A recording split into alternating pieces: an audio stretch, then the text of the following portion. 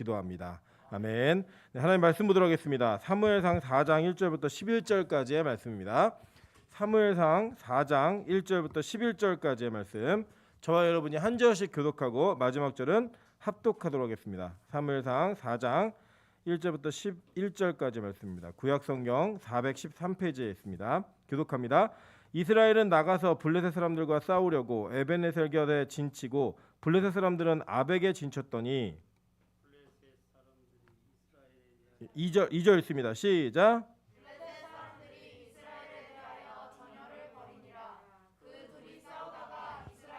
블레셋 사람들 앞에서 패하여 그들에게 전쟁에서 죽임을 당한 군사가 4,000명 가량이라. 백성이 진영으로 돌아오매 이스라엘 장로들이 이르되 여호와께서 어찌하여 우리에게 오늘 블레셋 사람들 앞에 패하게 하셨는고 여호와의 언약궤를 실로에서 우리에게로 가져다가 우리 중에 있게 하여 그것으로 우리를 우리 원수들의 손에서 구원하게 하자 하니 이에 백성이 실로에 사람을 보내어 그룹 사이에 계신 만군의 여호와의 언약궤를 거기서 가져왔고 엘리의 두 아들 홈니와 비느하스는 하나님의 언약궤와 함께 거기에 있었더라. 여호와의 언약궤가 진영에 들어올 때 온 이스라엘이 큰 소리로 외치매 땅이 울린지라. 블레셋 사람이 그 외치는 소리를 듣고 이르되 히브리 진영에서 큰 소리로 외침은 어찌 됨이냐 하다가 여호와의 궤가 진영에 들어온 줄을 깨달은지라. 블레셋 사람이 두려워하여 이르되 신이 진영에 이르렀도다 하고 또 이르되 우리에게 화로다 전날에는 이런 일이 없었도다. 우리에게 화로다 누가 우리를 이 능한 신들의 손에서 건지리요. 그들은 광야에서 여러 가지 재앙으로 애굽인을 친 신들이니라. 너희 블레셋 사람들아 강하게 되며 대장부가 되라. 너희가 히브리 사람의 종이 되기를 그들이 너희 종이 되었던 것 같이 되지 말고 대장부 같이 되어 싸우라 하고. 블레셋 사람들이 쳤더니 이스라엘이 패하여 각기 장막으로 도망하였고 살육이 심히 커서 이스라엘 보병에 엎드려진 자가 3만 명이었으며. 합독합니다. 하나님의 궤는 빼앗겼고 엘리의 두 아들 홈니와 비느하스는 죽임을 당하였더라. 아멘. 네, 우리 주변에 있는 분들에게 이렇게 한번 인사하도록 하겠습니다. 당신과 같이 있기 너무 좋은 밤입니다. 네, 함께 있어서 힘든 관계도 있지만 함께 있어서 힘이 되는 관계도 있습니다. 특별히 이제 사실 불금이거든요. 불금이지만 요새는 또 갈 데도 없습니다. 갈 데도 없기 때문에 이 교회에 함께 모여 예배하는 성도들이 함께 있다라고 하는 거, 그것이 여러분에게 가장 큰 힘이 되고 즐거움이 되는 그런 은혜 시간 되셨으면 좋겠습니다. 네, 오늘은 사무엘상 4장 1절부터 11절까지 말씀을 가지고요. 말씀은 부적이 아니다라는 제목으로 하나님 말씀 증거하도록 하겠습니다. 여러분 이제 보시는 바와 같이 오늘 이 장면은 뭐 이스라엘 백성들의 삶 가운데 많은 처절한 역사들이 있지만 아주 비참하게 전쟁에 패했던, 그리고 가장 격렬한 그 패배를 경험했던 그런 내용들입니다. 우리 군대, 저도 안 가봤지만 여러분 대부분 안 가보신 분들이 많으시죠? 네, 많으신데 군대 중에 6.25 때 깃발을 뺏긴 군대들이 있습니다. 깃발을 뺏긴 군대들은 굉장히 이렇게 그 속된 말로 힘든 빡센 부대 이렇게 얘기하는 그런 부대들이 있거든요. 왜 그러냐면 그 부대의 상징인 깃발을 뺏겼다라고 하는 것이 그 굉장히 치욕적인 역사예요. 그래서 그 치욕적 역사를 극복하기 위해서 굉장히 더 고된 훈련을 통해서 자신의 부대의 명예를 다시 회복하고자 하는 그런 마음들이 있어서 막 그 구호들이 뭐냐면 뭐 깃발 다시 뺏어 올 때까지 뭐 이런 최선을 다하자 뭐 이런 얘기들을 서로 막 주고받는 일이 있습니다. 그런 차원에서 본다면 오늘 이 장면에서는요, 이스라엘 사람들은 법궤라고 하는 이 언약궤, 여호와의 궤, 증거궤라고 불려지는 이 법궤가 굉장히 우리가 생각하는 것 이상의 상징성이 있는 그런 여호와의 임재를 상징하는 도구였습니다. 왜냐하면요, 이 사사기를 거쳐서 사무엘상하 거치는 요 과정 가운데 이스라엘 백성들은 출애굽이라고 하는 40년이라고 하는 그 역사를 경험했습니다. 그 역사 가운데 이스라엘 백성들을 지켰던 분은 하나님이신데 그 하나님의 임재가 상징되어진 도구가 뭐였냐면 법궤였어요. 이 법궤 자체가 어디로 가느냐, 그것이 이스라엘 전체의 방향성을 결정했고 어디에 머무느냐, 그것이 이스라엘 백성들이 얼마나 머물고 어디에 머물 수 있는가를 결정하는 자신들의 삶의 지표였습니다. 그렇기 때문에 이 법궤는 굉장히 중요한 상징성이 있었어요. 우리도 보통 그러잖아요. 집안에 뭐 가보가 있다라고 얘기하면은 그 가보를 굉장히 이렇게 귀하게 물리려고 노력합니다. 저희 아버님께서 그 오늘부터 뭔가를 하나 시작하셨습니다. 그게 뭐냐면 성경 필사를 시작하셨는데 그 필사의 목적이 뭐냐면 그 찬수와 찬수의 아들 때까지도 이것을 갑오로 물리는 것을 목적으로 쓰시기 시작했어요. 뭐 읽을 줄은 모르겠지만 다 쓰셨으면 좋겠는데 이게 쓰시기 시작했는데 우리 인간은 무언가를 남겨서 그것을 기념하는 것을 굉장히 좋아합니다. 자기 이름이 기억되는 거 뭐 예를 들면 호랑이는 죽어서 가죽을 남기고 사람은 죽어서 이름을 남긴다 이러면서 자신의 이름이 기록되는 걸 되게 좋아합니다. 뭐 그런 차원에서 본다고 하면 이 법궤라고 하는 것은 이스라엘 민족에게 타 민족에게서는 전혀 이해할 수 없는 정말 거룩하고 절대성을 가지고 있는 상징성이 그 법궤에 담겨져 있었어요. 근데 오늘 그 법궤를 이 빼앗기는 장면의 전초가 바로 이 읽으신 본문에서부터 시작한다라는 거예요. 자, 그렇다면 도대체 왜 하나님께서는 이렇게 언약궤를 빼앗기는 일, 그리고 그 언약궤를 이스라엘에게 강탈당하는 이스라엘로부터 블레셋에게 강탈당하는 일을 허락하셨는가? 그뿐이 아니에요. 여기서 이제 보시면 엘리가 죽고요. 그 법궤를 가져갔던 홈리와 비느하스가 죽어요. 그런 이 장면은 얼마나 비참합니까? 이스라엘 백성들 중에 대제사장 그러면 이거는 더 높은 그 위에 어른이 없을 정도로 뭐 지금 우리로 얘기하면 뭐 비슷한 개념은 아니지만 국가의 수장 정도 되는 이런 개념을 가지고 있었던 사람이었고 하나님과의 영적 고리의 통로가 되는 그런 위치에 있었던 사람이었어요. 그 사람이 죽고 그 아들들이 죽는 이런 비참한 일들이 기록되어 있다라는 거예요. 그런데 하나님께서는 왜 이 일을 허락하셨고 또 우리 이 장면을 보면서 우리 성도들은 오는 날 어떤 것들을 깨달아야 되는가라는 것들을 우리 붙들면서 기도의 제목들을 잡아가는 그런 시간이 되었으면 좋겠습니다. 먼저 1절에 보면 이렇게 얘기합니다. 이스라엘은 나가서 블레셋 사람들과 싸우려고 에베네셀 곁에 진치고 블레셋 사람들은 아벡에 진쳤더니라고 이야기해요. 이 아벡이라고 하는 장소, 사실 이 에베네셀은 이때는 에베네셀과 불리지 않았어요. 왜냐하면 나중에 보면은 그 사무엘상 7장에 가면은 이기고 난 다음에 그 지역을 에베네셀이라고 불렀기 때문에 여기는 어떻게 이 시기에 불렸는지 몰라요. 사실 모르는데 이 아벡이라고 불리는 도시가 굉장히 중요한 정치적, 군사적 그런 지리적인 이점을 가지고 있었던 도시 같아요. 그래서 이 아벡이라는 장소가 반복되어진 전투가 일어나는 걸 보게 됩니다. 한번 보실게요. 우리 사무엘상 7장 12절부터 14절 우리 화면으로 좀 띄워주시죠. 크게 띄워주시면 자 읽겠습니다. 시작.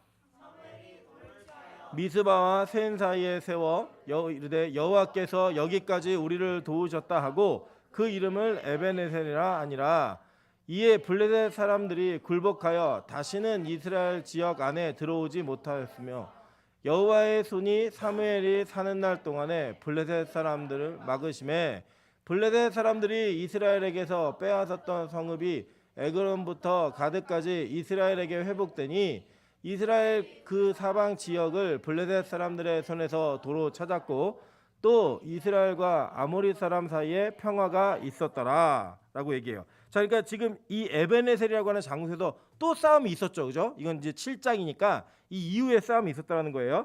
사무엘상 29장 1절부터 2절에는 또 이렇게 기록되어 있습니다. 한번 보실까요? 시작. 블레셋 사람들은 그들의 모든 군대를 아벡에 모았고 이스라엘 사람들은 이스라엘에 있는 셈 곁에 진쳤더라 라고 얘기해요. 자, 이게 어떤 장면이냐면 이제 블레셋 사람들이 마지막에 힘을 모아가지고 사울의 군대와 싸워서 이기는 그런 장소의 그 전쟁의 장면, 사울이 죽거든요. 그 죽는 전쟁이 이렇게 이루어지는 일들을 기록한 내용이에요. 자, 근데 여기 그 전쟁의 장소가 블레셋 사람들의 장소가 어디였어요? 아벡이라고 얘기하고 있죠, 그죠? 또 한 구절 보실게요. 열왕기상 20장 26절부터 30절입니다. 제가 읽어드릴게요. 해가 바뀌니 베나닷이 아람 사람을 소집하고 아벡으로 올라와서라고 얘기해요, 그죠? 아벡이라는 장소로 올라왔다라고 얘기합니다.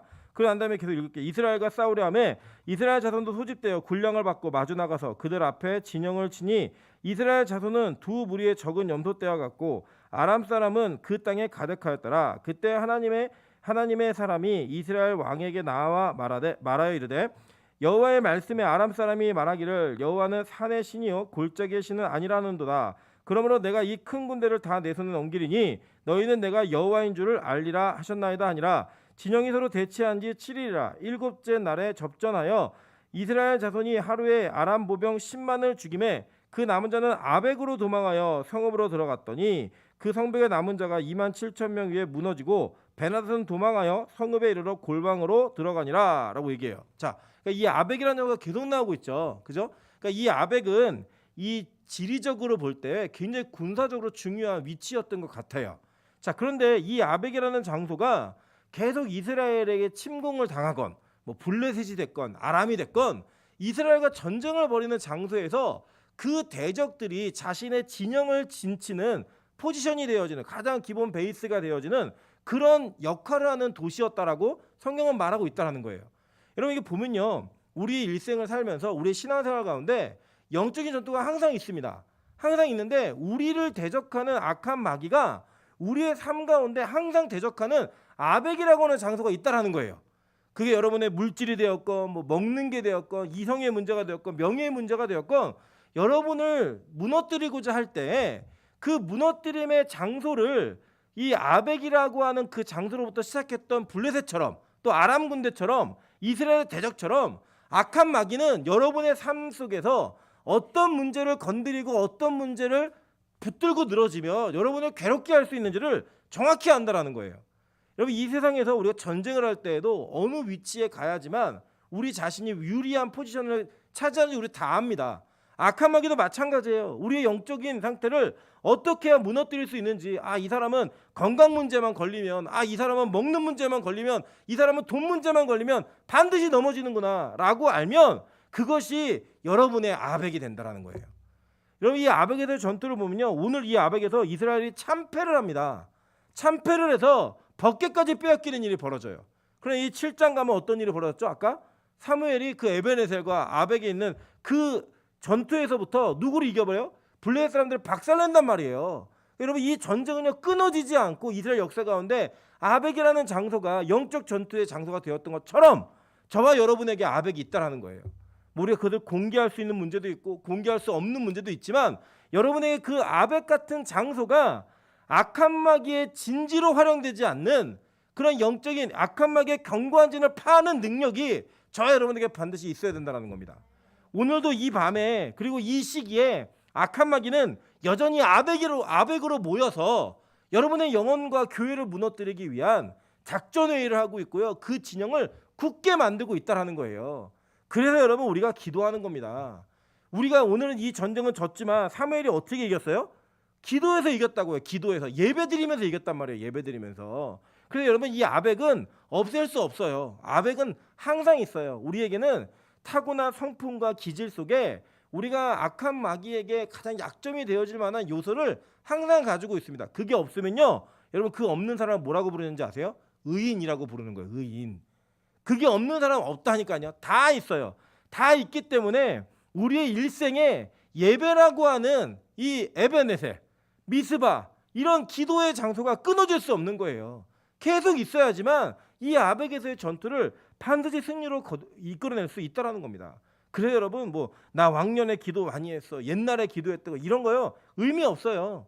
여러분 의미 없다는 거예요. 오늘도 이제 뭐 이렇게 여러 가지 일들이 이렇게 있으면 저에게 권면하시는 분들이 금식 좀 그만하라고. 여러분 금식을 하고 싶어서 하는 사람이 어디 있습니까 이 세상에? 예, 진짜 저는 먹는 거 정말 좋아합니다. 그러니까 먹는 거 자체보다 먹는 분위기를 너무 좋아해가지고 나 헤매기를 거 진짜 좋아하는 사람이에요. 그런데 왜 하나님이 저렇게 자꾸 기도시키냐 제가 생각해봤더니 저에게 있는 아벡의 문제를 반드시 넘어뜨리기 위한 악한 마귀의 공격을 미리 대비하게 하고자 하나님이 저에게 자꾸 기도를 시키시는 거예요. 마찬가지예요. 왜 교회가 매주 수요일, 금요일, 주일 그것도 모자라서 이제는 뭐 매일 예배드리자 이런 얘기 왜 하는지 아세요? 우리 매일매일 아벡을 청소해야 돼요. 아벡에 있는 무리들을 그 악한 마귀의 경건진을 파야 된다는 겁니다. 여러분 제가 그래도 군대는 안 갔지만 이 공익훈련을 4주 동안 받았거든요. 부대에 들어가서. 근데 제가 이해할 수 없었던 일 가운데 하나가 뭐였냐면 제가 이제 훈련 받는 제가 겨울에 훈련을 들어갔는데 눈이 오는데 눈을 쓸게 해요. 그래서 제 이성적인 생각에는 눈이 다 온 다음에 쓸자라는 마음이 왜 없겠어요. 그죠? 왜 눈 맞으면 눈을 쓸어요. 미련하게. 눈이 다 오고 난 다음에 쓸자. 이런 마음이 있어서 제가 물어봤어요. 저는 이게 호기심이 있거나 궁금하면 그냥 넘어가지 못하는 사람이라 훈련병인 주제에 그리고 공익은 제일 용감합니다. 왜 용감하냐면 우리는 어차피 나갈 거니까 뭐 부대에 뭐 그런 큰 미련이 없어요. 뭐 갈고템을 갈고라 4주만 버팁니다. 이래갖고 조교한테 물었어요. 왜 눈이 오는데 눈을 쓰냐고. 다 오고 쓰면 안 되냐고. 근데 제가 이제 화천에서 훈련을 받았는데 이기자 부대에서 여기서 한번 눈이 오기 시작해서 그 눈을 그대로 내버리고 치우지 않으면 나중에 감당할 수 없대요. 감당할 수 없어서 이렇게 제설 차가 오지 않으면 치울 수 없을 만큼의 눈이 온다는 거예요. 그러니까 거기서는 눈이 오기 시작해도 눈을 맞으면서도 그 눈을 치워야 치우고 나면 뒤에 또 있고 치우고 나면 뒤에 또 있지만 그렇게 계속 치우지 않으면 나중에는 우리 인력으로 감당할 수 없는 이런 일이 있다라는 거예요. 여러분 마찬가지입니다. 기도 생활을 좀 쉬시잖아요. 기도 생활을 조금 게을리하시잖아요. 그러면 뒤에 악한 마귀의 그 견고한 진이 더 강건해지고 굳어지는 거예요. 우리 그 살림하시는 주부님들은 아시죠? 설거지 밥 먹고 바로 하면 금방 닦이는데 그냥 놔도 딱딱해지면 어떻게 돼요? 그걸 쇠수세미로 긁어내고 해야지만 이게 된다라는 거예요. 그래서 미리 할 걸, 진작 할 걸. 그 우리 마음에 다 있잖아요. 삶 속에서도 우리의 죄의 문제와 악한 마귀의 공격의 문제는요, 가만히 둔다고 해결되지 않아요. 그래서 우리가 괜찮은 것 같아도 지금 괜찮은 게 아니에요. 악한 마귀는 평생의 그들의 소원이 뭐냐? 우리를 영적으로 무너뜨리는 거예요. 계속 우리 뒤에 자신들의 세력을 구축하고 어떻게 하면 넘어뜨릴까 아벡을 견고하게 하는 일에 최선을 다하고 있다는 거예요. 그래서 우리에게 매일 기도가 필요한 겁니다. 그래서 우리에게 매일 예배가 필요한 거고 매일의 부르짐이 그래서 필요한 거예요. 저는 우리 빛가서 공교회가 눈을 쌓이게 하지 않는 그런 교회가 되기를 주님으로 축원합니다. 우리 루터가 그렇게 얘기했죠. 새가 지나가다가 우리 머리에 이렇게 똥을 싸는 거는 우리 문제가 아니라는 거예요. 지나가다 똥 맞을 수 있죠. 근데 새가 머리에다가 집을 짓게 하는 건 우리 문제라고 얘기했어요. 뭐냐면 악한 마귀가 뭐 지나가다가 우리 실수해서 죄를 지을 수 있죠. 순간순간에 우발적인. 그런데 그 죄가 고착화되는 거는요, 우리 문제예요. 오랜 시간에 걸쳐서 죄의 문제를 끊어내지 못하는 건 내가 그 일에 대한 경계심과 계속된 싸움이 없었기 때문에 그런 일이 벌어진다라고 성경은 우리에게 말하고 있는 거예요. 자, 그런데 여기 보니까요, 이스라엘 백성들이 지금 왜 언약궤를 갖고 왔냐면 원인은 이거예요. 싸웠는데 졌어요. 졌는데 몇 명이 죽었느냐? 4,000명이 죽었다라고 2절에 얘기하고 있습니다. 그죠? 여러분 잘 생각해 보세요. 뭐 지금도 4,000명이 적은 숫자가 아니잖아요. 근데 지금 이 당시에 인구 대비로 따지면 4,000명은 어마어마하게 많이 죽었어요. 여러분 기억하시는지 모르겠지만 이스라엘 백성들이 그 60만이나 되는 군사가 그 아이성을 공격할 때 몇 명이 죽었는데 간담이 녹았는지 아세요? 36명이 죽었는데 그들이 겁이 나가지고 여호수아가 이끄는 전쟁에서 36명이 죽었다고요. 그런데 그들 전체가 울며불며 하나님께 매달렸어요. 하나님 왜 이 전쟁을 지게 하십니까? 그랬던 장면을 기억해 보면 4,000명이 적어요, 많아요? 엄청 많죠, 그죠? 엄청 많은 숫자가 죽은 거예요. 그랬더니 이스라엘 백성들이 낸 아이디어가 뭐냐? 그들의 아이디어가 뭐냐면 야, 언약궤를 갖고 오자 이거예요. 하나님의 임재의 상징인 언약궤를 갖고 오자라고 했는데 이 아이디어가 이렇게 의견을 낸 사람들이 누구였냐면 이 이스라엘 장로들이 모여서 회의를 한 거예요. 여기서 말하는 장로는 교회 장로님들이 아니에요. 이 장로는 나이 많은 사람들, 지도자들을 얘기하는 거지. 지금 이 그 장로교회 장로 제도는 칼빈이 제네바의 정치 형태를 가지고 만든 거라서 지금의 장로라는 직분과 이때의 장로는 다른 직분입니다. 자, 그런데 이 장로들이 모여가지고 낸 의견이 뭐냐면 언약궤를 갖고 오자예요. 여러분 근데 이 의견이요, 이게 그냥 아무런 어떤 근거 없이 그렇게 갖고 온 게 아니라는 겁니다. 한번 볼게요.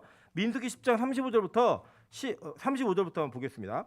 자, 궤가 떠날 때에는 모세가 말하되 여호와여 일어나사 주의 대적들을 흩으시고 주를 미워하는 자가 주 앞에서 도망하게 하소서 하였고, 궤가 쉴 때에는 말하되 여호와여 이스라엘 종족들에게로 돌아오소서 하였더라라고 얘기해요. 자, 이게 뭐냐면 이 민수기는 광야 생활할 때잖아요. 광야 생활할 때 이 법궤가 가장 선두에 서게 되어 있습니다. 제사장들이 메고, 그리고 그 뒤를 이스라엘에서 따라가는 거예요. 근데 이제 모세가 기도할 때 어떻게 기도했냐면 이 민수기 10장이 1년 동안 그 시내산에 머물러 있다가 막 출발하는 장면이에요. 이게 출발은 뭐라고 기도했냐면 하나님 여호와의 궤가 떠날 때, 그러니까 행진할 때에는 뭐예요? 여호와께서 일어나서 주의 대적들을 흩으시고 주를 미워하는 자가 주 앞에서 도망하게 하소서라고 하는 말씀의 근거에서 이들이 이걸 내는 거예요. 여러분 이제 우리는 지금 성경 모세오경 읽기도 힘들지만 지금 이 당시에 이 사람들은 모세오경을 외웠어요. 그냥 다 외웠기 때문에 이 말씀을 근거로 그들이 법궤를 갖고 온 거예요. 그러니까 뭐 전혀 뭐 미신적이다 이렇게 얘기할 수 있는 것도 사실은 아니라는 거예요. 성경에 근거가 있으니까. 그리고 그 뒤에 보면은 궤가 쉴 때에는 말하되 여호와여 이스라엘 종족들에게 돌아오소서라고 얘기했어요. 왜냐하면 이스라엘 백성들이 이제 행진할 때는 구름 벗개하고 구름이 제일 앞에 가잖아요. 근데 머물게 되면은 벗개 위치가 중앙이잖아요. 그 중앙으로 이 여호와의 구름이 들어오기를 그들이 간구하면서 했던 기도의 내용들인 거예요. 그러니까 이스라엘 백성들에게 이 벗개라고 하는 것은 광야에서 그들을 지키고 보호하고 그들과 동행하는 것, 하나님께서 동행하신다라는 확실한 증거물이었다고요. 증거물. 그리고 자신들의 승리를 보장하고 자신들이 이 전쟁에서 지지 않을 수 있는 그 확신을 가질 수 있을 만한 근거가 되어지는 내용들이었습니다. 여러분, 그래서요, 갖고 와요. 갖고 왔더니 어떤 일이 벌어졌어요? 갖고 왔더니 이 이스라엘 백성들이 너무 크게 소리를 지르니까 블레셋이 깜짝 놀랐어요. 놀라갖고 야, 뭔 일이 돼? 뭔 일이 돼? 가서 쟤네 4,000명이나 죽었는데 저렇게 어떻게 큰 함성이 날 수 있어? 그 내용을 알아보니까 야, 법궤 들어왔대. 그들의 신이 그들에게 들어왔대라고 하는 그 두려움과 공포를 줄 만큼 그들의 함성과 기세가 확 달아올랐다는 거예요. 여러분, 그런데 이 결과가 어땠어요? 전쟁이 졌죠, 그죠?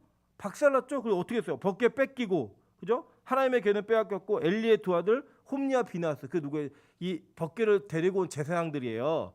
얘네가 죽었다라는 거예요.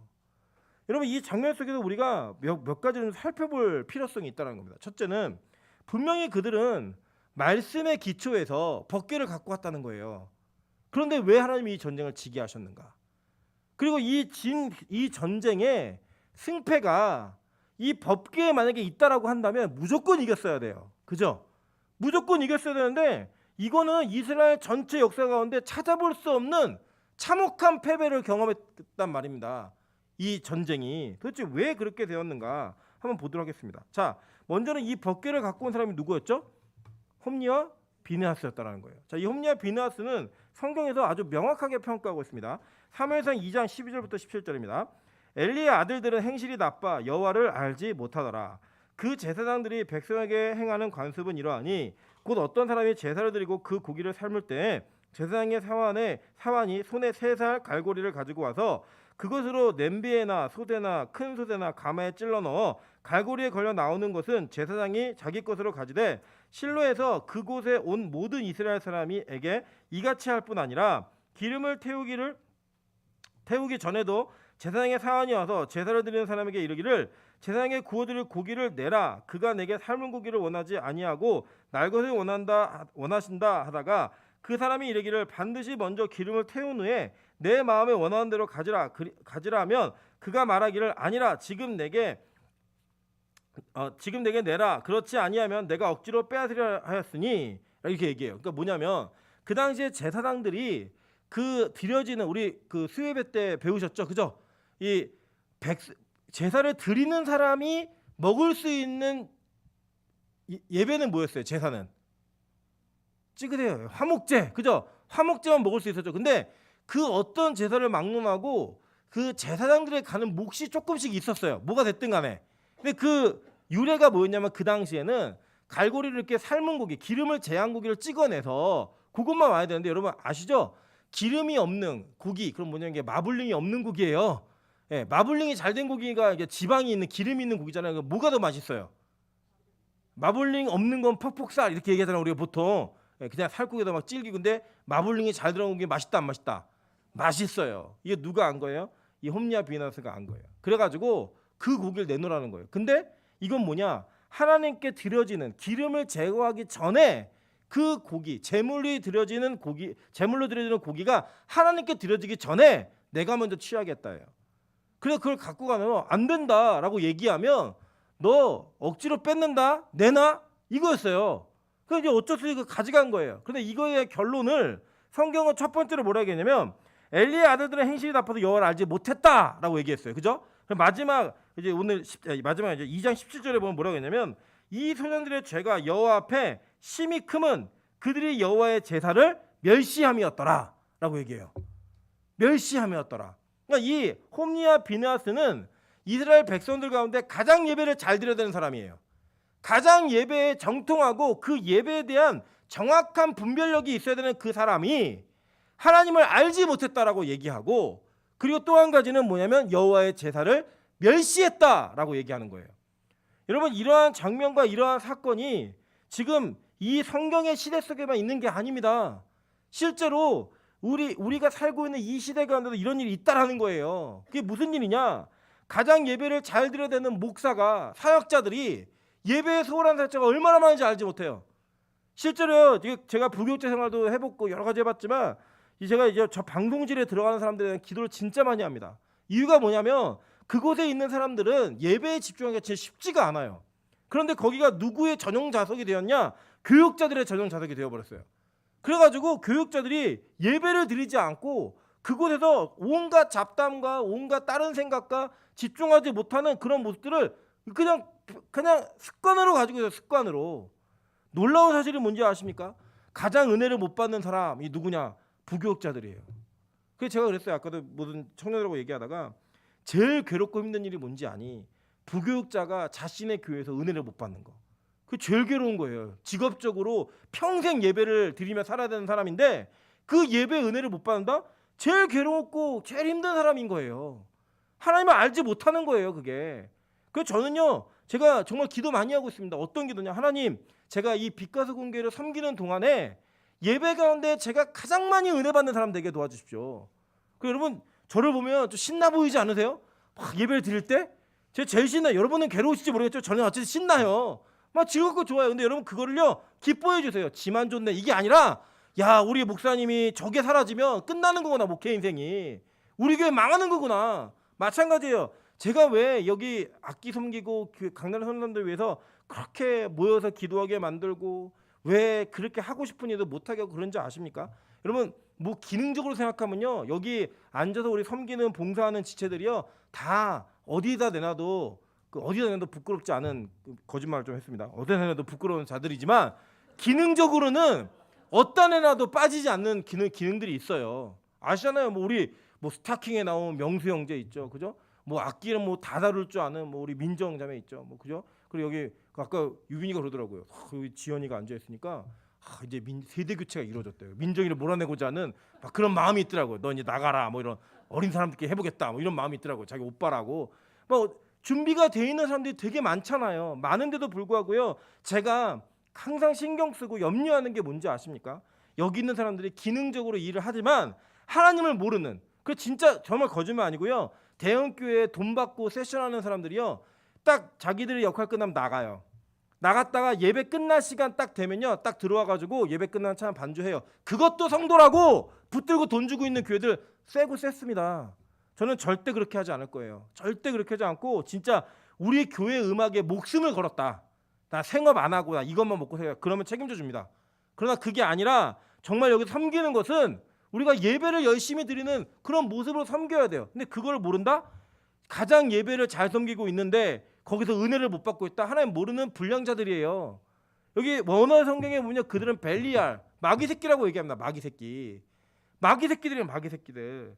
그런데 뭐예요? 그 뒤에 보면은 이 소년들의 죄가 뭐냐면요, 여호와의 제사를 멸시하였더라라고 얘기하면서 그 죄가 심히 크다라고 얘기해요.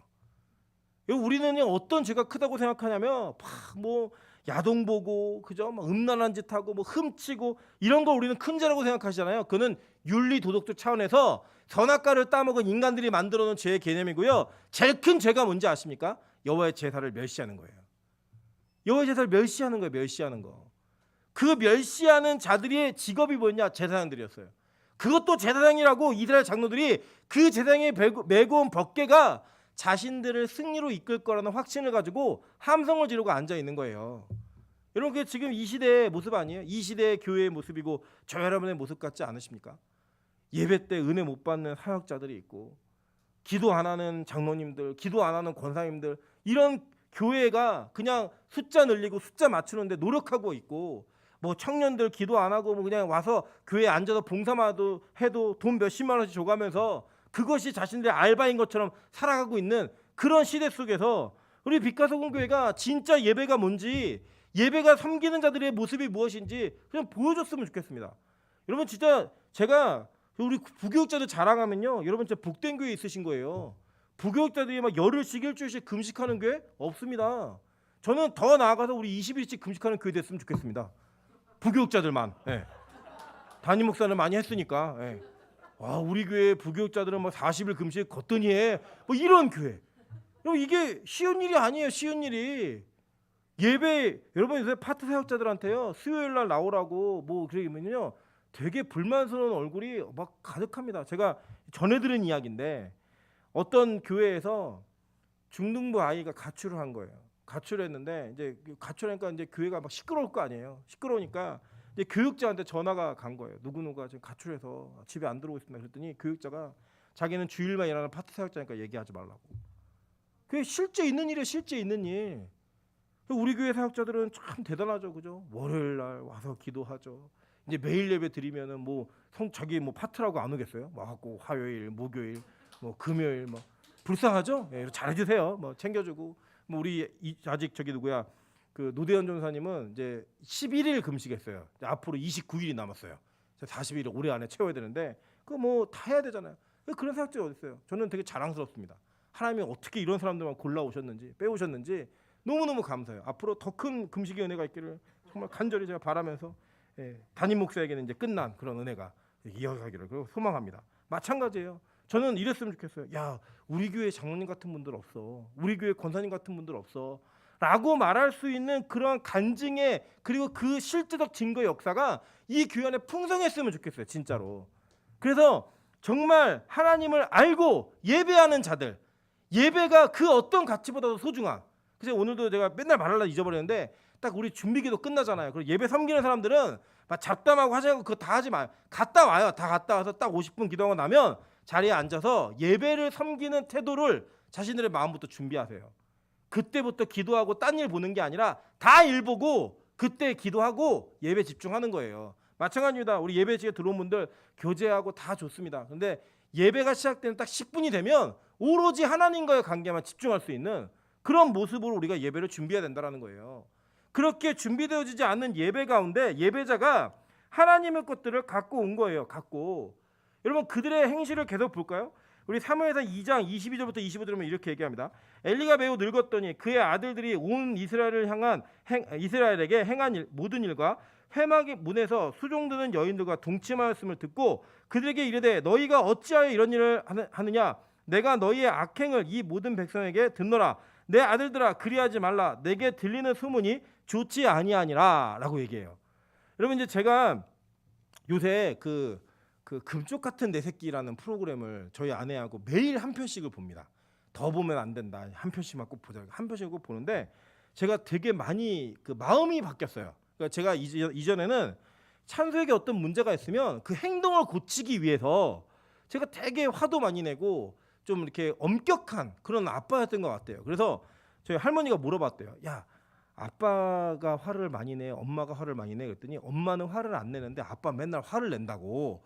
그리고 이제 그 얘기를 하더래요, 아이가. 제가 그래서 저희 아내가 보면서 이 아이의 행동을 고치려고 노력하지 말고 그 아이가 왜 그 행동을 하는지 그 마음을 살필 수 있는 부모가 돼야겠다 해서 제가 요새 되게 많이 바뀌고 있습니다. 저희 아내가 얘기하기를 제가 많이 바뀌고 있대요. 그 아이를 바라보는. 자, 그런데 오늘 이 장면을 보니까 이 자녀들이 엘리의 자녀들이 잘못된 길을 가고 있어요. 잘못된 길을 가고 있는데 그 길이 어떤 길이냐면 죽을 길이에요. 근데 그 죽을 길을 간다면 이 부모가 아이에게 해야 되는 일이 무엇인가? 이거는요, 여러분 정말 속된 말로 다리몽댕이를 부러뜨려서라도 그 길을 가지 않는 것이 부모가 해야 되는 일이에요. 자, 그런데 지금 이 엘리는 뭐라고 얘기하냐면 야, 들리는 소문이 안 좋다. 이거 얘기하지 말아라 라고 얘기해요. 자, 그랬더니 그러면 얘기해요. 너희가 여호와의 백성으로 범죄하게 하는도다. 사람이 사람에게 범죄하면 하나님이 심판하시려니와 만일 사람이 여호와께 범죄하면 누가 그를 위하여 강구하겠느냐라고 얘기했다라는 건 엘리는 그렇게 살면 하나님이 반드시 그를 심판하실 걸 알았어요.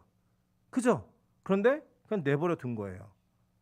그랬더니 이 뭐라고 했냐면 그들이 자기의 아버지의 말을 듣지 아니하였으니라고 얘기해요. 그러니까 말한 걸 들었어요, 안 들었어요? 안 들었어요. 안 들으면 어떻게 해야 돼요? 부모 입장에서는 말을 해서 안 들면 때려서라도 고쳤어야 되는 게 맞잖아요. 그런데 말을 했는데 안 들었습니다. 안 든 이유가 뭔지 아세요? 원인이 자 보겠습니다. 그 뒤에 뭐라 했냐면 이는 여호와께서 그들을 죽이기로 뜻하셨습니다라. 이게 되게 무서운 거예요. 여러분 우리가요 보통 보면요 어떤 사람에게 권면을 할 때가 있어요. 이 목사로서 또 교육자로서 할 수밖에 없는 권면들이 있습니다. 때로는 그게 좋은 얘기일 수도 있지만 좋지 않은 이야기일 수도 있어요. 그런데요, 참 사람 마음이 그런 것 같아요. 제 생각에 저 사람이 들을 것 같다라는 생각이 들면 말을 하지만 내 말해도 안 듣겠네 그러면 말하는 게 불편해지고 어려워져요. 그리고 그것이 계속 반복되다 보면 더 이상은 말을 하지 않게 돼요. 저는 성경은 그걸 뭐라고 얘기하냐면 영적인 유기라고 얘기합니다. 여러분 제일 불안한 게 뭔지 아십니까? 내가 잘못하고 올바르지 않은 방향으로 가고 있는데 아무 일도 일어나지 않는 게 여러분 제일 불안한 거예요. 왜냐? 그거는 하나님이 죽이기로 작정하신 거예요. 우리 일생에 자꾸 어려운 일이 생기고 뭔가 하나님이 주신 사인이 있다. 그냥 바로 깨달으셔야 돼요. 내가 돌이켜야 될 때구나. 내가 내 방향을 돌려야 될 때구나. 그래서 여러분 이 영적인 리더십이 있는 그런 올바른 리더십이 있는 목회자들이나 권면할 수 있는 위치에 있는 신앙의 선배들에게 듣는 말들을 귀 기울여 들어야 되는 귀가 열려 있어야 됩니다. 이 귀가 열려 있지 않는 사람들은요 하나님이 죽이기로 작정하신 거예요. 이게 얼마나 무서운 일인지 아십니까? 자식이 뭐 좋은 학벌, 좋은 직장, 뭐 좋은 부와 명예 다 가지면 뭐 하겠어요? 그 자식이 지옥 가면요 그거보다 괴로운 일이 없는 거예요. 하나님이 우리에게 아이를 맡기시고 그 아이를 세우셨을 때는 우리가 청지기로서의 사명을 잘 감당하기 위해 세우신 것이지 내 맘대로 할 수 있기 때문에 세운 게 아니거든요. 그렇다면 하나님 물으실 것 같아요. 저는 너 네 아이에게 왜 신앙을 가르치지 않았니? 결국은 이 집안이요 폭삭 망해버려요. 누가 죽어요? 엘리가 죽어요. 홈리와 비나도 죽고요. 이 며느리가 죽어요. 에를라타가 애 이름을 이가봇 여호와의 영광에 떠났다라는 이름을 지어버리는 그런 불행한 역사가 이 집안 가운데 있었어요. 원인이 뭐예요? 하나님을 멸시하고 하나님의 여호와의 제사를 멸시하고 하나님을 모르는 자들을 그대로 내버려둔 거예요. 그대로. 그래서 여러분 하나님의 징계는 여러분에게 아직 소망이 있다는 거예요. 여러분 인생의 고난과 나의 잘못 가운데 하나님을 징계하시는 채찍이 있다. 그러면 하나님 왜 때려요가 아니라 하나님 아직 나를 포기하지 않으셨군요. 하나님이 아직 나를 버리지 않으셨군요. 라고는 이야기를 깨달을 수 있어야 된다는 걸 깨달았어요. 제가 예배 전에도 누구한테 이렇게 얘기했어요. 너 1년 전에는 내가 이런 얘기하면 너 안 들었을 거야. 내가 권면하면서 이렇게 해야 돼 이제 라고 얘기할 때 그 말이 좀 들렸으면 좋겠어요. 진짜 확성기처럼 진짜 은혜로 들렸으면 좋겠어요. 여러분 때로는요 우리 주변에 우리 가족에게 이런 일이 있을 수 있다는 거예요. 여러분 부모가 됐든 자식이 되었든 얘가 여호와의 말씀이 들려줘야 되는데 얘가 여호와의 말씀에 귀가 열려야 되는데 이 안타까움이 있으시다면 여러분 부르짖어야 돼요. 왜냐? 죽는다니까요. 심판이 있다니까요. 여러분 천국 지옥 믿으시잖아요. 근데 어떻게 부모에게 복음을 전하지 않아요? 여러분 천국과 지옥이 진짜 있다라는 거 믿으시잖아요. 어떻게 자녀가 지옥의 길로 가는 그거를 그냥 보고 계세요? 그건 진짜 아니에요. 그건 정말 아니에요. 우리가 그 자녀를 위해 내 몸이 부서지더라도 기도하고 하나님 은혜와 긍휼을 달라고 엎드려야 되는 그 기도의 자리가 우리에게 있어야 된다는 겁니다. 저는 앞으로 이 빛가서금 교회가 자신만의 영혼을 위해 기도하는 교회가 아니 되기를 간절히 소망합니다. 우리에게 맡겨진 영혼들이 있잖아요. 우리에게 맡겨진 뭐 가족들을 포함해서 그 영역을 넘어서는 친구 관계, 이웃 관계, 여러 지인들이 있잖아요. 그들 여러분 예수 안 믿으면 다 지옥 갑니다. 그걸 믿는 사람이 지옥 가는 그들을 그대로 내버려두고 있었다? 문제 있는 거잖아요.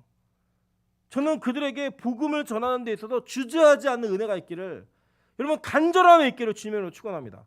망한다고요? 엘리 망했어요. 엘리가 목 부러져 죽었고요. 홈리와 비나스 전년 때도 벗기를 뺏기고 죽었고 에나타 죽었어요. 며느리는. 그게 그 집안의 모습이었어요. 그 뒤에는 사울에 의해서 도액이라고 하는 자가 이 집안에 있는 모든 젊은 자들을 다 죽여버렸어요. 말씀한 대로 다 그대로 됐다고요. 심판이. 하나님께서는요. 이 홈리와 비나스를 죽이기로 작정하셨으니까 오늘 11절에 죽는 거예요. 전쟁의 성패가 그들의 노력 여하와 그들이 얼마나 전쟁을 잘 준비했고 법궤를 가지고 있느냐에 달려있었던 것이 아니라 하나님의 뜻과 결정에 맡겨져 있었다고요. 이게 얼마나 무서운 얘기인지 아십니까? 그래서 여러분 우리가 이 시간 주님 앞에 은혜를 구하는 거예요. 긍휼을 구하는 거예요. 그거 아니면 살 길이 없으니까. 은혜 아니면 내가 주님 앞에 호흡할 수 없는 자임을 고백하는 거예요. 그것만이 유일하게 살 길이기 때문에 보세요. 이 똑같은 이 에베네셀에서 진쳤던 이스라엘 백성이 이겨요. 왜 이기는지 아세요? 잘 보세요. 우리 아까 사무엘상 7장 12절부터 14절 보셨죠? 우박이 만나 죽잖아요. 미스바에서 기도할 때 에베네셀까지 도우셨다. 이 얘기 하잖아요. 그 장면에 보면요. 그 전체적인 전쟁을 주도했던 사람이 누구였어요? 사무엘이었어요. 사무엘이 어떤 사람이었냐? 이게 사무엘상 2장 26절 그 뒤에 바로예요. 뭐라고 얘기하냐면 아이 사무엘이 점점 자라매 여호와 사람들에게 은총을 더욱 받더라라고 얘기해요. 자, 사무엘상 3장 19절부터 4장 1절까지 읽겠습니다. 시작. 사무엘이 자라매 여호와께서 그와 함께 계셔서 그의 말이 하나도 땅에 떨어지지 않게 하시니 단에서부터 부엘세바까지의 온 이스라엘이 사무엘은 여호와의 선지자로 세우심을 입은 줄을 알았더라. 여호와께서 실로에서 다시 나타나시되 여호와께서 실로에서 여호와의 말씀으로 사무엘에게 자기를 나타내시니라. 사무엘의 말이 온 이스라엘에게 전파되니라. 아멘. 하나님에게 은총을 받은 자, 사람들에게 사랑을 받는 자, 그 사람이 이제는 그의 말이 땅에 하나도 떨어지지 않았다. 다 이루어진 거예요. 그 사람이 주도하는 그러한 예배자가 주도하는 그 예배 가운데 전쟁은 승리였어요. 미스바의 전쟁이 어땠는지 아세요? 이스라엘 백성들이 아무것도 없이 예배드리고 있는데 이스라엘을 치고자 백성들이 막 올라옵니다. 블레셋 백성들이 다 우왕좌왕할 때 사무엘이 야 예배 걷어치워 그렇게 하지 않았어요. 잠잠해 예배 드릴 거야. 그 예배를 드리니까요. 그 예배 가운데 하늘로부터 우박이 떨어져가지고 이 번개 우박이 떨어져서 얘네들 다 몰살시켜 버렸어요. 다 도망갔어요. 어떤 이는 예배를 무시하는 자, 멸시하는 자들의 그 법궤는 부적이었습니다. 그런데 예배를 자기 생명보다 죽겠다는 거 아니에요. 전쟁하러 칼 들고 오는 사람들 앞에서 예배를 드리겠다. 죽겠다는 이야기잖아요. 내 예배가 나는 최우선이야. 예배 아니면 없어. 그 가치를 붙들고 있는 그 사무엘에게는 승리라고 하는 것이 하늘로부터 주어진 은혜로 드러났다는 거예요. 저는 우리 교회가 예배라는 한 가치를 온전히 붙들고 가는 그런 교회였으면 좋겠습니다. 주님 내가 예배 아니면 죽겠습니다. 나 예배 아니면 못 삽니다. 라고 하는 그런 마음의 가운데 우리가 하나님을 의지하는 그 모습을 통해 우리에게 벌어지는 모든 사건과 승리가 다 하늘로부터 왔다라는 것을 인정할 수 있는 그런 은혜가 있어야 된다는 거예요. 여러분 이 전쟁 여러분이 살아가면서 이 아벡에 진치고 있는 그 블레셋들을요. 여러분 힘으로 절대 못 이깁니다. 이길 수 있는 방법 딱 한 가지예요. 주님 붙드는 거예요. 하늘로부터 오는 힘을 의지하는 거예요. 그거 아니고서는 방법이 없다니까요. 그거 아니고서는 하나님께서 우리를 승리하게 만드는 다른 길이 없어요. 그래서 부르짖는 거예요. 그래서 기도하는 거예요. 그래서 하나님이요. 우리를 준비시킬 때는요. 막 기도를 시켜요. 막 기도를 시켜요.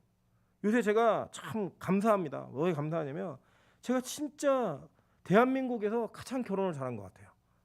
이유는 뭐냐? 저희 아내가 새벽 2시고 3시고 4시고 일어나가지고 막 옷을 챙겨 입어요. 어디가? 기도하러 가. 그러면서 자기가 갔다 오면서 그런 얘기예요. 내가 원래 이렇게 기도할 사람이 아닌데 하나님이 자기 그렇게 기도를 시키신대요.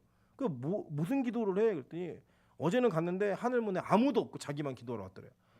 기도하다가 야 이제 집에 가야지. 그런데 아무도 없는 그 성전을 떠나 나오는 게 그렇게 마음이 쌩하더래요. 하나님이 외로울 것 같다는 그 느낌. 외롭고 자기 외로우면서 그냥 거기 앉아가지고 한참을 앉아있다 왔대요. 한참을. 그러면 저는 우리 교회가 그런 교회였으면 좋겠어요.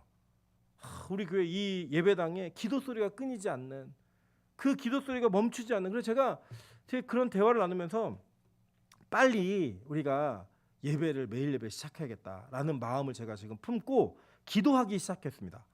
같이 기도해 주세요.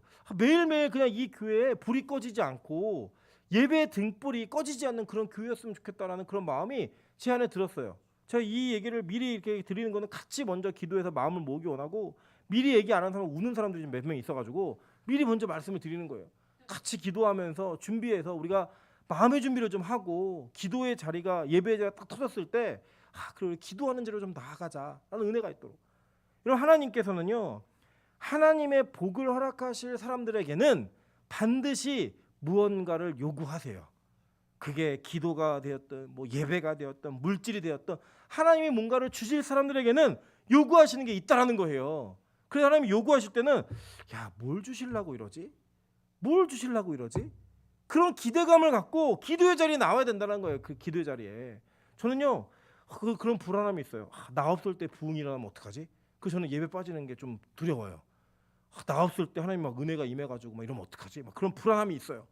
그래서 항상 그 예배의 자리가 저에게는 이게 거룩한 부담감이 있어요. 예배를 꼭 드려야지. 예배를 꼭 참여해야지. 어떤 방식으로든. 저는 우리 빛가서 군교회 모든 성도가 그런 은혜 가운데 있었으면 좋겠습니다.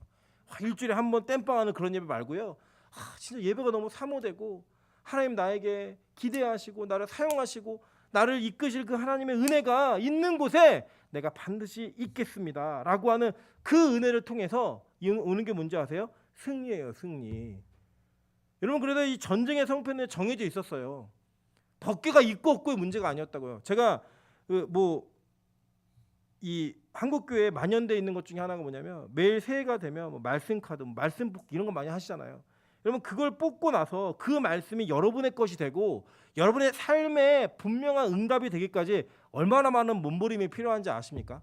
근데 우리는 그런 거 생각하지 않고 그냥 그 말씀에 좋은 거 뽑으면 그게 자기 말씀이고 그게 자기 삶에 이루어진다라고 하는 미신 같은 부적 같은 그런 신앙을 붙들고 살아가는 시간들이 있다라는 거예요. 그게 꼭 그런 행위가 아니더라도 좋은 말씀 하나 뚝 떼고 기업을 시작해도 뭐 사업을 시작해도 뭐 1회분씩 그럼 다 부흥되게요? 안 그랬잖아요. 그죠? 기독교 이름을 단다고 다 되는 거 아니었잖아요. 근데 우리는 그 일들을 서슴없이 행하면서 반드시 여기에 성경적 이름이 붙었으니까 성경의 이름이 거기 포함되어 있으니까 잘 될 거야. 그것이 반드시 승리가 될 거야. 좋은 결과물을 날 거야 라고 우리 많이 생각해왔지만 그렇게 해서 망한 일들 되게 많았잖아요. 여러분 술집 가시면 얼마나 많은 요한이 앉아서 술을 먹는지 아십니까?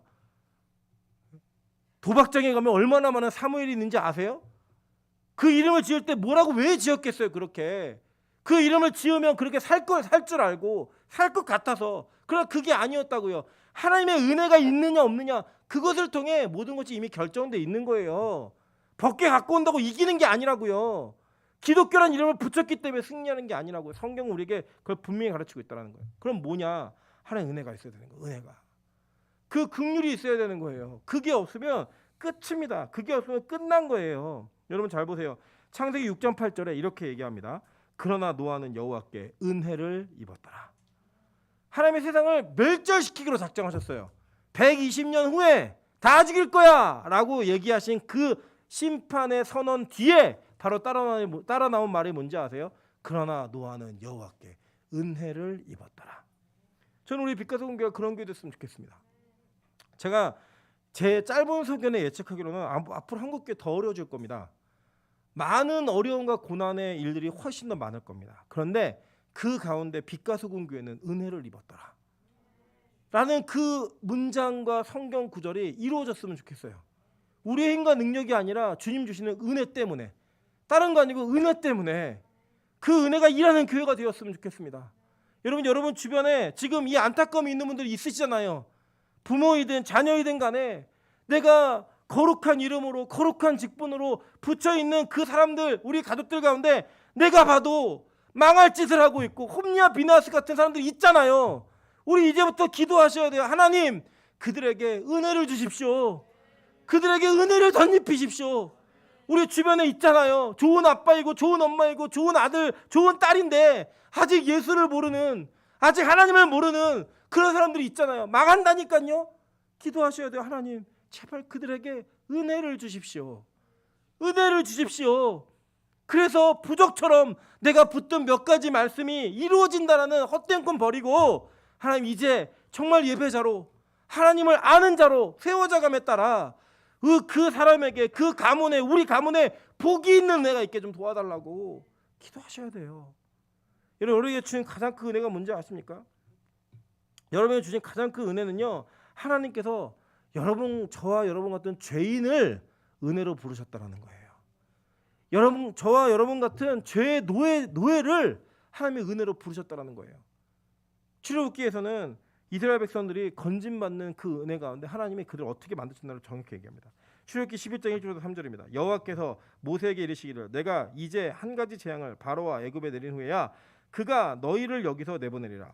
그가 너희를 내보낼 때에는 여기서 반드시 다 쫓아내리니 백성에게 말하여 사람들에게 각기 사람들에게 각기 이웃들에게 은근 패물을 구하게 하라 하시더니 여호와께서 그 백성으로 애굽 사람의 은혜를 받게 하셨고 또 그 사람 모세는 애굽 땅에 있는 바로의 신하와 백성의 눈에 아주 위대하게 보였더라라고 얘기해요.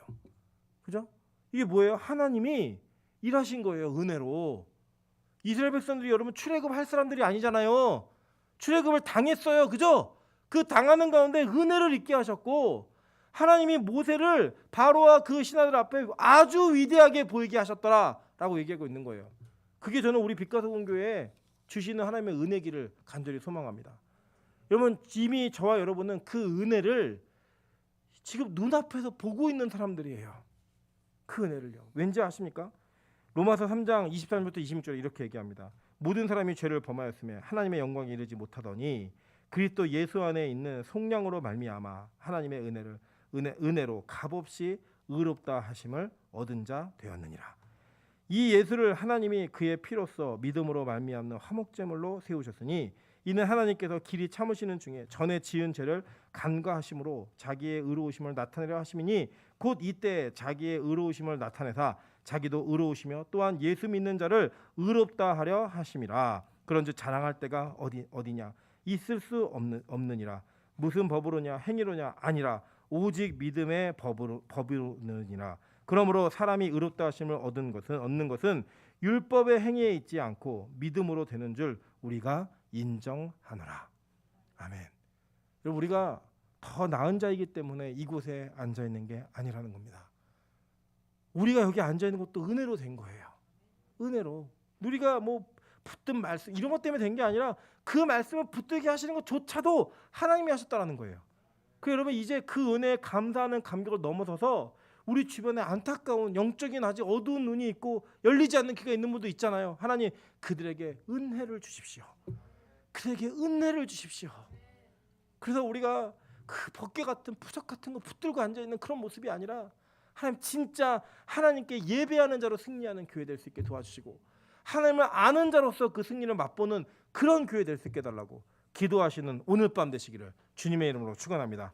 우리 시간 같이 한번 찬양합니다. 우리 세상의 유혹 시험이 내게 몰려올 때 나의 힘으로는 그것들 모두 이길 수 없네. 거대한 폭풍 가운데 위축된 나의 영혼 어찌할 바를 몰라 헤매고 있을 때 주를 찬양 손을 들고 찬양 전쟁은 나에게 속한 것 아니니 주를 찬양 손을 들고 찬양 전쟁은 하나님께 속한 것이니. 여러분 이거 믿으십니까? 진짜 믿으신다면 하나님 우리가 모든 상황 속에 하나님 우리에게 아벡이 있는데 그 아벡 내 힘으로 못 이깁니다. 주님 우리 가문에 아벡이 있는데 이거 우리 힘으로 못 이깁니다. 하나님 내가 이 전쟁이 하나님께 속했다는 걸 알고 주님 붙들고 믿으며 기다리며 은혜를 구할 때 하나님 그 은혜로 말미암아 이기는 그런 교회, 그런 가정, 그런 개인 될 수 있게 도와달라고 우리 기도하는 마음으로 같이 한번 찬양하도록 하겠습니다.